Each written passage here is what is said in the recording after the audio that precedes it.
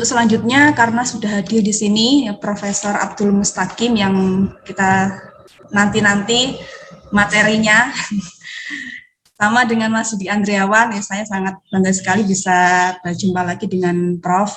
Dulu dosen ketika S1, S2, kemudian juga S1 saya bimbingan ke beliau nih, kajiannya tafsir tematik, dan itu kemudian jadi bekal bagi saya untuk membimbing teman-teman mahasiswa di sini yang mayoritas Prof ini mengkaji tafsir tematik. Mungkin webinar hari ini bisa membuka insight teman-teman mahasiswa yang hadir di sini ya, untuk yang di Kediri ini, bahwa kajian tafsir klasik itu juga kajian yang menarik. Ya, ada konteks sosiohistoris yang kemudian harus diungkap, ataupun genealogi keilmuan dari mufasir itu sendiri. Tafsir kronologis itu juga mungkin di sini masih belum terlalu dikaji. Langsung saja saya ingin membacakan biografi singkat, tapi nggak bisa singkat kayaknya karena profesor ini sangat karyanya sangat banyak, kemudian juga beliau aktif di berbagai kesempatan, di berbagai bidang ya, bukan hanya di akademisi. Ini merupakan biografi beliau. Nama lengkap beliau Profesor Dr. Haji Abdul Mustaqim, SAG, MAG. Kemudian beliau kelahiran Purworejo, 4 Desember 1972. Beliau ini nyantri ya sejak masih remaja. Kemudian pernah di pesantren Kerapia Yogyakarta sejak 1988 sampai 1998, ini cukup lama. Kemudian S1 beliau ditempuh di jurusan tafsir hadis tahun 1991, ini saya masih 1 tahun sama Mas Didi ini. Kemudian tahun 1997 beliau diterima menjadi dosen di Fakultas Usuluddin di jurusan tafsir hadis, kemudian melanjutkan studi S2 di UIN Sunan Kalijaga tahun 1997 dengan mengambil jurusan agama dan filsafat. Apakah di S2-nya di filsafat ya, Prof ini? Kemudian di S3 melanjutkan lagi studi di filsafat ya, 1 tafsir hadis, kemudian lanjut di filsafat. S3-nya studi Islam yang ditempuh 2000 di konsentrasi tafsir. Dan beliau kalau tidak salah guru besarnya di bidang tafsir Maqasidhi. Aktivitas beliau bukan hanya mengajar di berbagai perguruan tinggi, di UIN Sunan Kalijaga, di Pascasarjana Unsik Wonosobo, di IKI Anur Bantul, di Pascasarjana IAIN Tulungagung, UIN 1 sekarang, dan Pascasarjana IAIN Kediri, Jawa Timur. Aktivitas beliau sangat bukan hanya di akademisi ya. Beliau juga mengabdikan diri di pesantren binaan beliau, pesantren LSQ Lingkar Studi Al-Quran Ar-Rahmah. Kemudian saat ini beliau tinggal di Jalan Imogiri Timur, Boto Kenceng, Wetan Glagah, Banguntapan, Bantul, Yogyakarta. Kalau tidak salah saat ini beliau menjabat sebagai Direktur Pasca Sarjana UIN Sunan Kalijaga, dan sebelumnya sudah banyak ini deretan pengalaman menjabat beliau. Nah, ini beliau juga banyak pengalaman ke luar negeri dan mengikuti seminar internasional yang saya rasa tidak bisa saya sebutkan satu-satu ya, mulai dari IGIS yang mungkin familiar di teman-teman.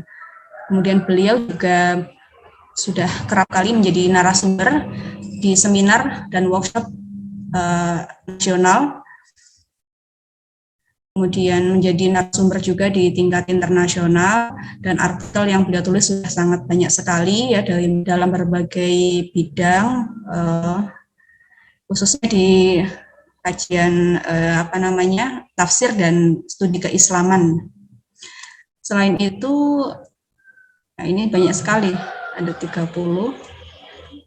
Ada juga ini yang artikel yang beliau terbitkan di KOF ya, tafsir linguistik di Vol 3 dan Vol 3 nomor 1 2019. Ada juga book chapter, ada sekitar 10 chapter. Kemudian beliau juga aktif ya menulis artikel populer yang ada di media online. Selain itu karya-karya buku beliau juga banyak ini ya. Oke, salah satu yang mungkin beririsan dengan topik kita hari ini adalah mulai dari pergeseran epistemologi tafsir, kemudian yang ada yang saya punya ini dinamika sejarah tafsir Al-Quran ya, studi aliran-aliran tafsir dari periode klasik, pertengahan hingga modern kontemporer. Di bidang hadis juga beliau juga menuliskan karya ini ya, ilmu ma'anil hadis. Dan yang terakhir, kajian beliau mungkin banyak mengarah pada at-tafsir al-Maqasidi. Nah, ada beberapa karya mengenai hal itu yang belum tertulis di sini. Saya rasa dari situ kita bisa melihat kepakaran beliau di bidang ini sangat kompeten sekali untuk berbicara pada hari ini mengenai topik kita hari ini. Maka langsung saja saya persilahkan kepada yang terhormat Profesor Dr. Abdul Mustaqim untuk menyampaikan materi. Apakah butuh bisa share screen Pak? Maaf nggih.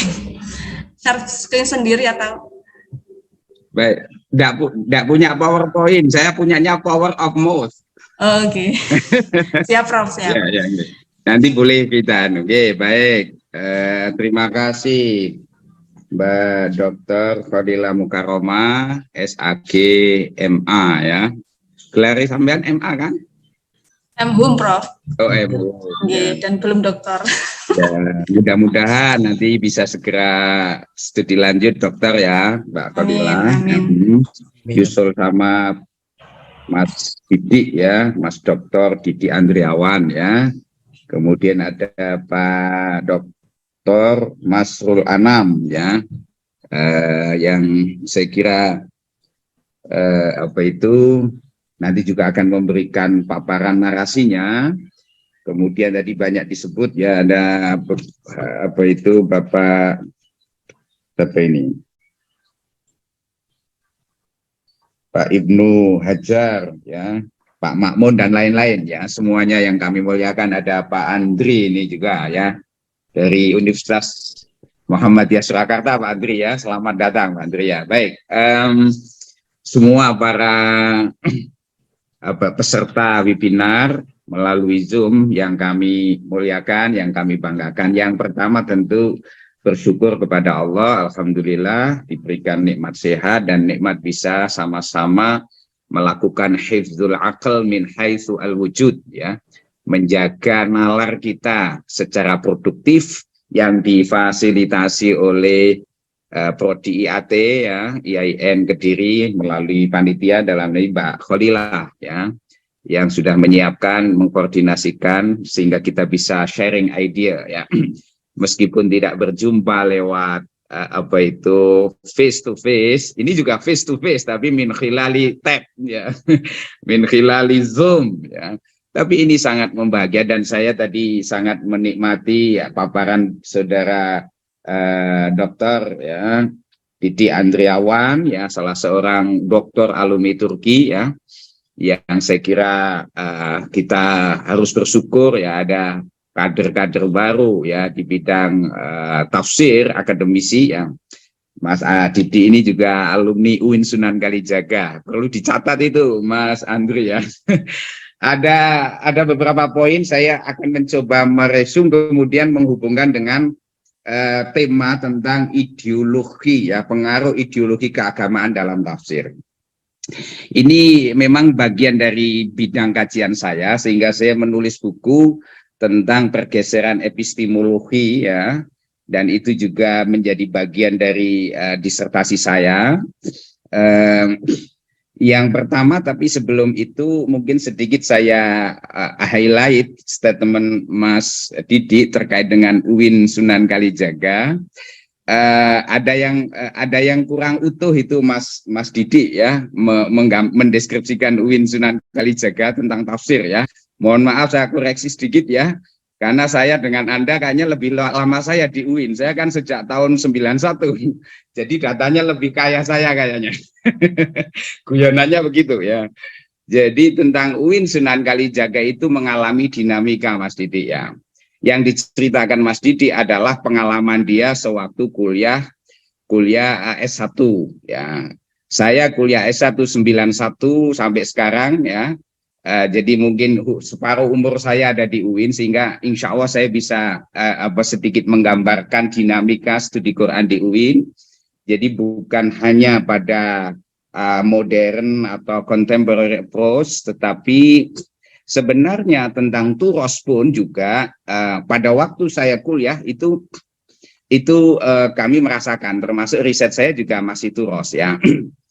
Di pasca sarjana sendiri kita ada dua prodi, yang satu mengembangkan al-mu'asirah, contemporary approach-nya, yang satunya mengembangkan turosnya. Maka ada prodi namanya ITMS, Islamic Thought and Muslim Societies ya. Dan prodi ADIA, Ad-Dirasat Al-Islamiyah wal Lughah Al-Arabiyah. Yang Ad-Dirasat Al-Islamiyah itu penguatan di turos, sedangkan yang Islamic Thought and Muslim Society itu di contemporary. Oke, itu catatan kecil Mas Didi ya. Jadi kami tetap tawazun ya. Bahkan dalam batas-batas tertentu agak keluar out of box ya. Karena di kami juga ada namanya mata kuliah tafsir Syiah yang pernah dikritik oleh teman-teman di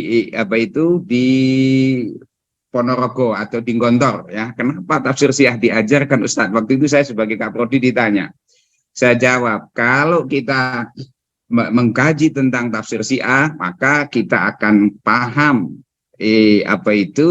pikiran dia ya berdasarkan data, bukan berdasarkan WA yang berseliweran kan gitu.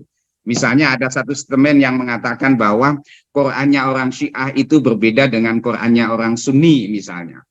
Itu statement tidak benar itu ya. Banyak saksinya, saksi hidupnya, salah satunya Profesor Dr. Agil Al-Munawar yang pernah menjadi juri MTQ internasional di Iran ya, dan beliau katakan mushafnya sama. Begitu juga statement Profesor Dr. Nurholis Majid yang juga pernah ke sana. Orang Syiah Qurannya sama dengan kita ya. Jadi kalau ada WA yang berseliweran mengatakan Qurannya orang Syiah berbeda dengan Qurannya orang Sunni, itu hoax ya gitu ya. Baik, salah satunya itu. Nah, sehingga mengkaji berbagai pemikiran sebagai sebuah tradisi akademik itu penting, termasuk hari ini kita akan mendiskusikan tentang ideologi, pengaruh ideologi keagamaan dalam tafsir dan penafsiran. Pertanyaan pertama adalah what do you mean by ideology? Ideologi itu apa? Ideologi itu secara sederhana adalah sebuah pemikiran ya, atau gagasan-gagasan yang tersistematik yang ingin diwujudkan di dalam kehidupan. Biasanya di dalam ideologi nanti kemudian ada cara-cara mensosialisasikan ideologi tadi ya. Biasanya karena ada satu cita-cita, keinginan yang sesuai dengan konteks saat itu. Sebagai contoh misalnya di Indonesia, karena masyarakat Indonesia ini adalah masyarakat yang plural, baik secara keagamaan, suku, bangsa, ras, bahasa, bahkan pilihan politiknya, maka kemudian untuk membangun Indonesia ini kita punya ideologi yang diharap bisa memayungi dan menyatukan pluralitas tadi, maka disebut dengan Pancasila. Pancasila diyakini oleh founding fathers dan juga kita sebagai bagian dari bangsa Indonesia ini bisa memayungi berbagai kepentingan-kepentingan yang ada supaya tetap utuh menjadi negara kesatuan Republik Indonesia. Oke. Itu ideologi. Nah, kalau di dalam tafsir, apa sebenarnya yang disebut dengan ideologi? Supaya clear dulu, ini hasil temuan disertasi saya tahun 2027, yang dimaksud dengan ideologi di dalam tafsir itu 3. Yang pertama adalah apa yang disebut dengan ideologi penguasa atau kekuasaan politik, ya, yang itu memang sudah kawin, ya, sudah intertwined dengan mazhab, ya, sehingga nanti bisa dilihat bahwa tafsir-tafsir yang bisa berkembang biasanya mendapat dukungan penguasa politik saat itu, ya. Yang kedua yang disebut ideologi adalah ideologi mazhab keagamaan, ya. Bisa saja tadi disebut Mas Didi, ya, ada mazhab Sunni, ada Syi'i, ya, ada Khawarij, macam-macam kalau mau disebut, ya, termasuk mazhab-mazhab fikih. Nah, itu ideologi mazhab. Dan ini pengaruhnya sangat jelas di dalam tafsir. Untuk mazhab-mazhab fikih, masing-masing mufasir yang intisab dengan tokoh-tokoh mazhab menyusun tafsirnya sendiri-sendiri. Yang tafsir mazhab Abu Hanifah, ya, fikihnya, tafsir ahkamnya juga menguatkan pandangan-pandangan Imam Abu Hanifah. Yang mufasirnya bermadzhab Syafi'i juga begitu. Demikian juga yang bermadzhab Maliki, bermadzhab Abu Hanifah, Ibnu Hambal, Ahmad bin Hambal juga demikian. Sampai kemudian ada satu statement, ya, yang menunjukkan bahwa ada ideologisasi di dalam tafsir, terutama dalam konteks ini adalah ideologi mazhab, ya, baik mazhab keagamaan maupun mazhab penguasa. Ada satu statement yang populer, ya, di situ dikatakan kullu ayatin aw haditsin yukhalifu ma alaihi ashabuna fahuwa muawwalun aw mansukhun. Setiap ayat atau hadis yang bertentangan dengan ashab di sini yang maksudnya bukan sahabat Nabi, ya, tetapi mazhab, ya, mazhab kami, maka ayat atau hadis tadi harus ditakwil supaya cocok dengan mazhab kami.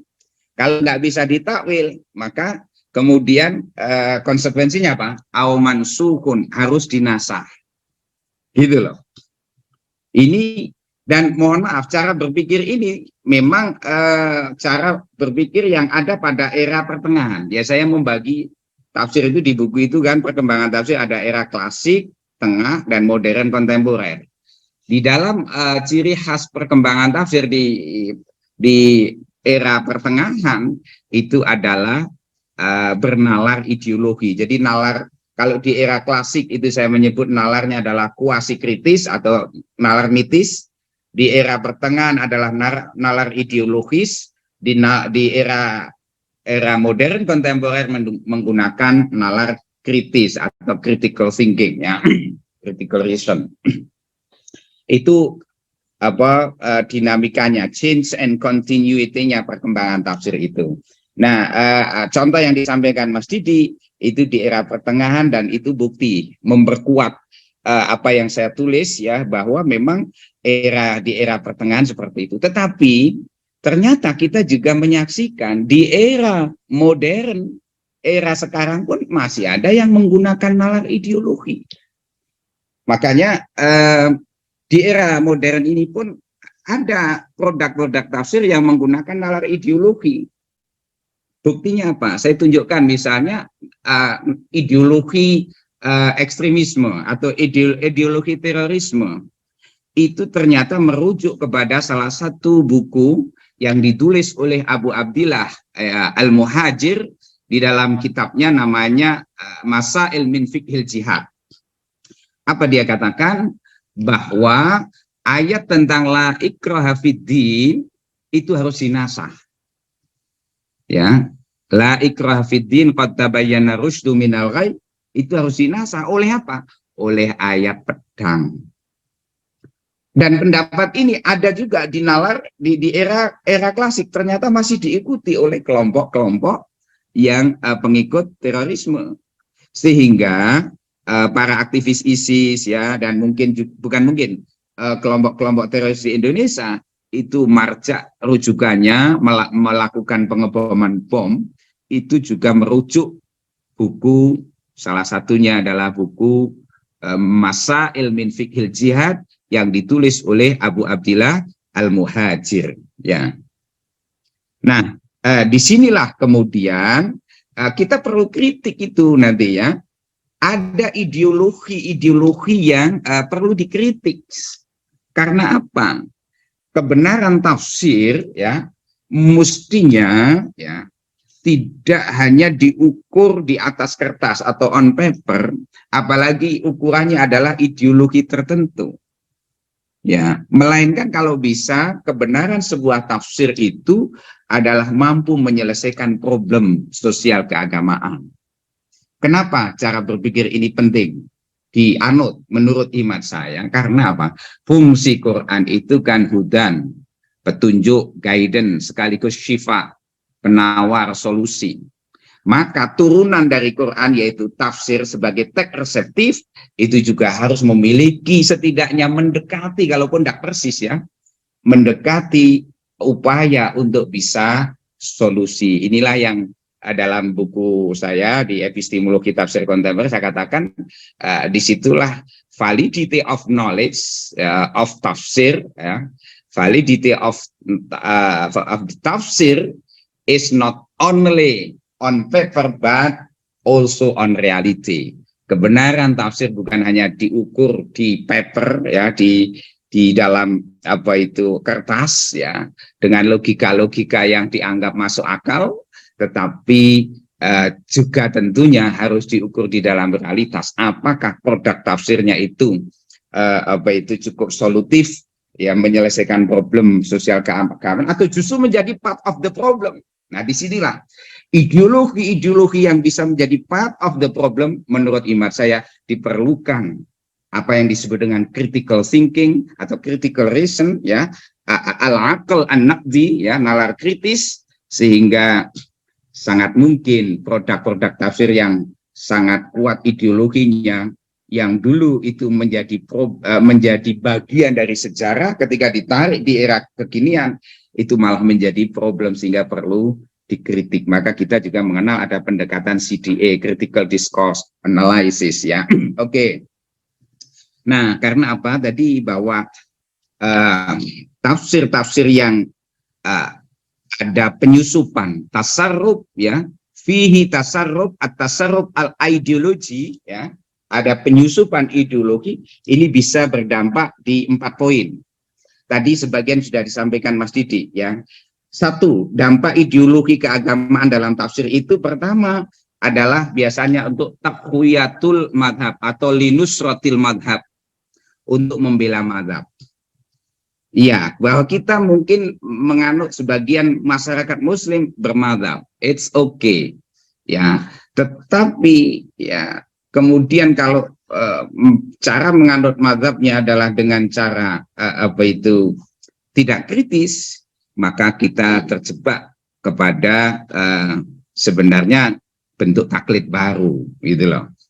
Sehingga penguatan madhab yang cenderung tidak toleran terhadap madhab lain, itu saya kira perlu mendapatkan catatan kritis supaya cara beragama kita itu lebih open minded, jangan close minded ya.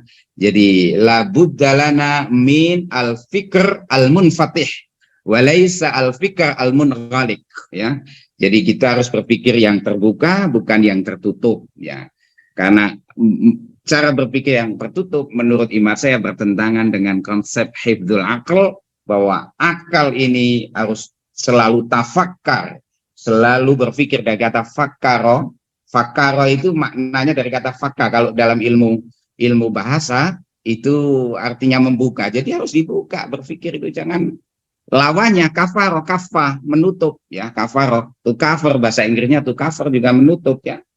Nah, itu dampak yang kedua dari penyusupan ideologi keagamaan, munculnya terus klaim sepihak, klaim kebenaran yang sepihak, seolah-olah beragama itu baru dikatakan benar kalau hanya misalnya mazhab Syafi'i, baru benar itu kalau mazhab Hanafi saja, non Syafi'i itu salah misalnya, non Maliki itu salah. Nah, ini cara berpikir begini berbahaya ya.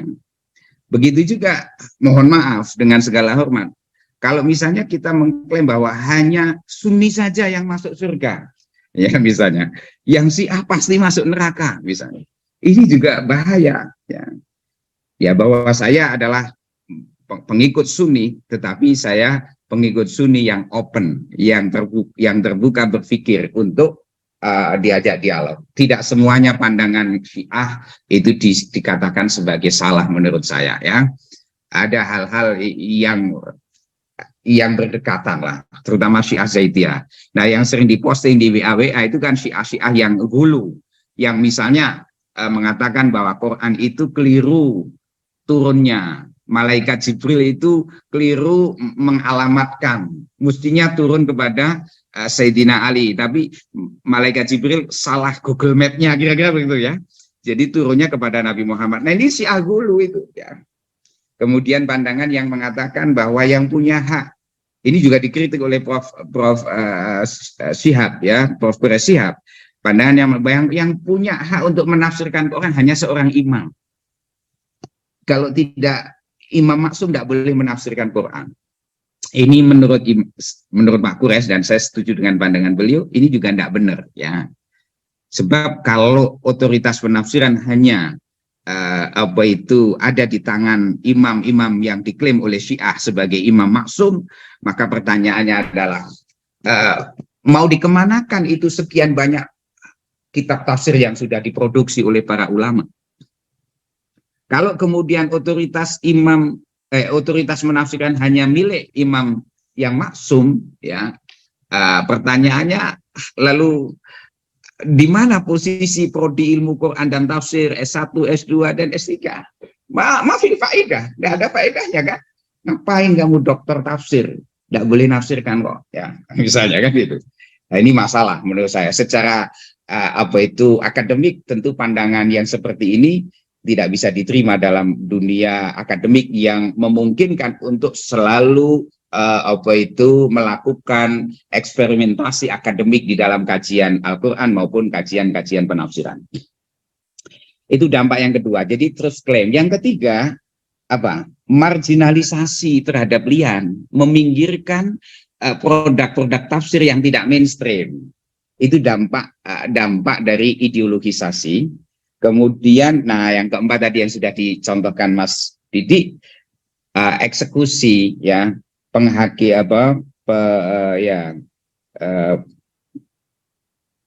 pembunuhan terhadap tokoh, ya tak? Itu Hakim Al-Jusami tadi dibunuh sampai saking takutnya Al-Kasyaf Az-Zamakhsyari tidak mau menyebut gurunya karena takut juga punya nasib yang sama. Jangan-jangan kalau saya di dalam tafsiran nyebut-nyebut guru saya itu, saya akan kena nasib yang sama. Nah, ini saya kira kecerdasan Az-Zamakhsyari yang membaca konteks politik. Ya, sudahlah, cari aman saja. Yang penting ide guru saya tetap ada di dalam tafsir saya, meskipun dengan tadlis atau menyembunyikan. Kalau dalam bahasa sekarang mungkin dianggap plagiasi kan. Jadi ada plagiasi yang bagus saya kira.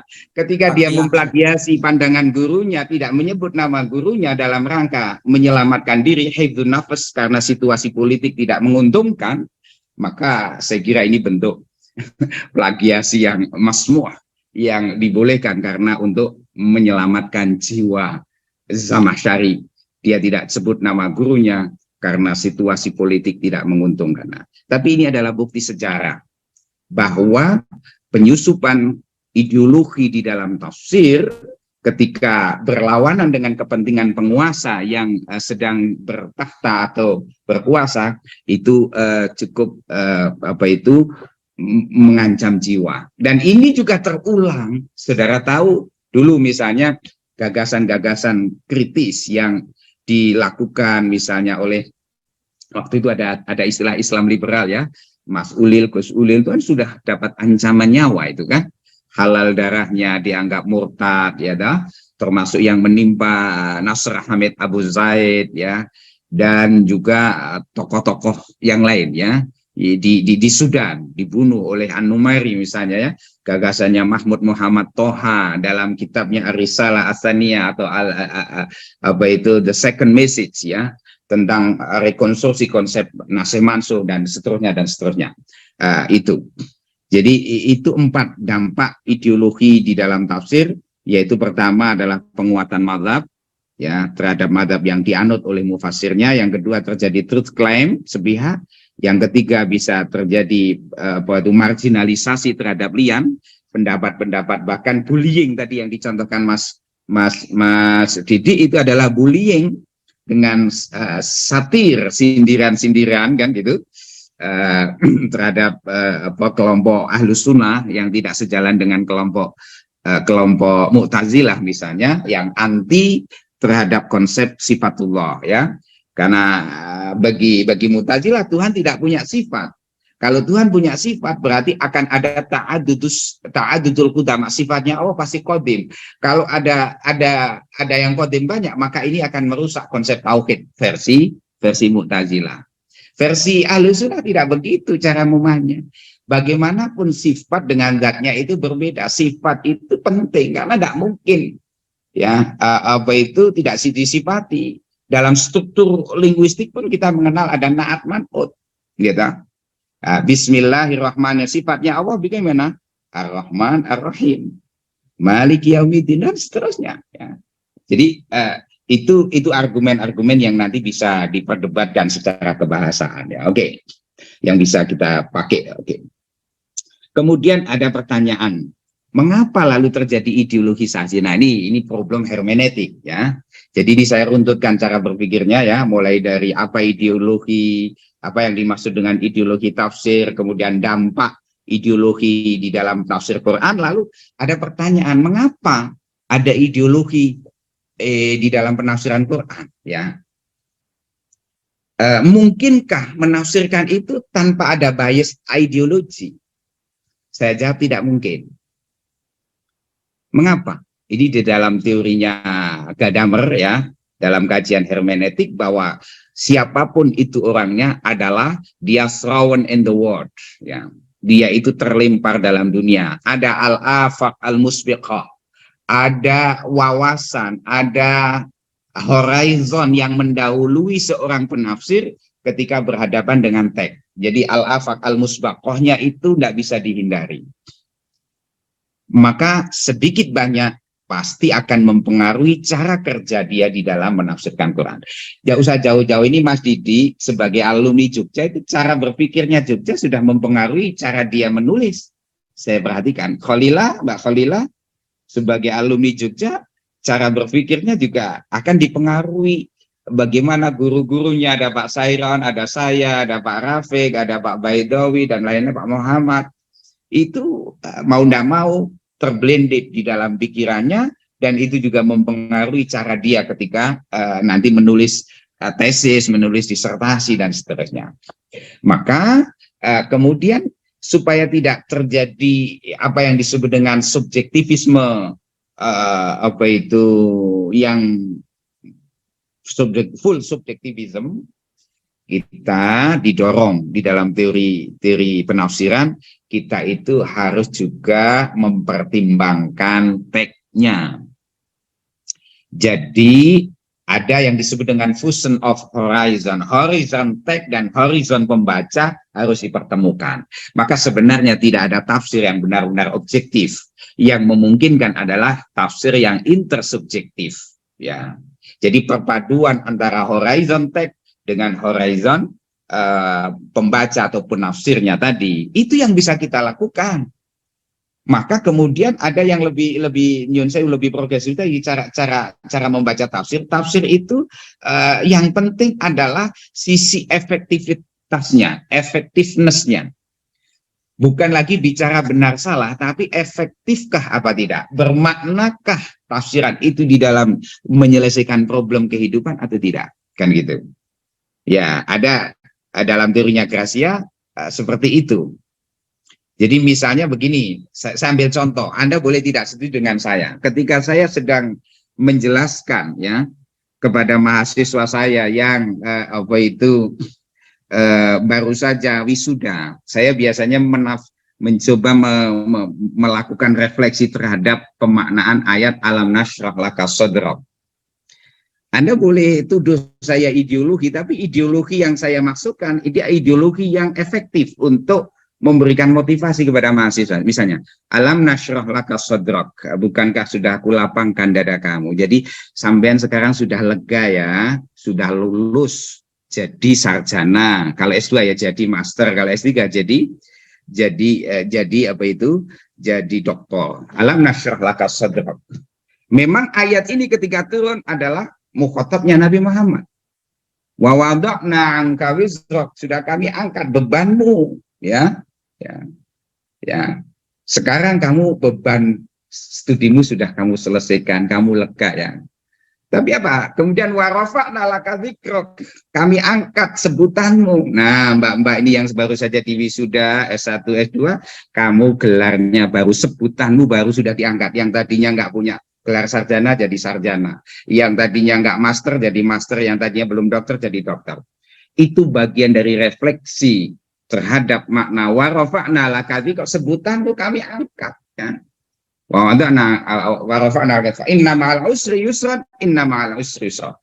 Dulu kamu untuk bisa seperti itu kan berpayah-payah dulu, nulis skripsi, nulis tesis, nulis disertasi, ya enggak? Tapi ingat, yang namanya hidup tidak boleh nganggur. Fa idza faragta fansab. Kalau kamu sudah selesai melakukan satu kegiatan, maka mulailah dengan kegiatan baru. Maka biasanya saya katakan, kamu kalau yang sudah S1 lanjutkan S2, ya ambil S2. Ini Mbak Khalila yang belum S3, fa idza faragta fansab. Kalau kamu sudah selesai di S2, lanjutkan di S3. Mas Didi yang sudah doktor, jangan berhenti menulis, terus tulis sampai profesor nanti kan. Perlu syahadat baru, la ilaha illallah, tidak ada Tuhan selain Allah, ya.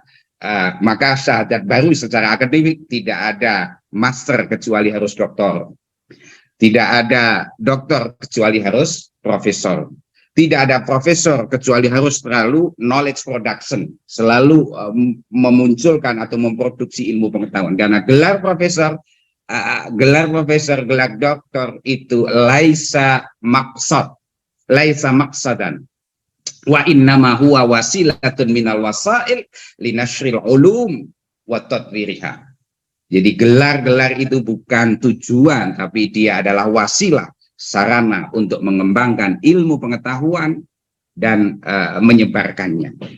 Yang terakhir ya, catatan saya, ketika kita berhadapan dengan realitas bahwa tafsir-tafsir itu ada ideologi, ada bias-bias ideologi, dan ini memang tidak bisa kita hindari, maka tugas pembaca ini adalah bagaimana melakukan kritik ideologi. Nah, itu saya kira butuh webinar baru nanti Mbak Khalila ya.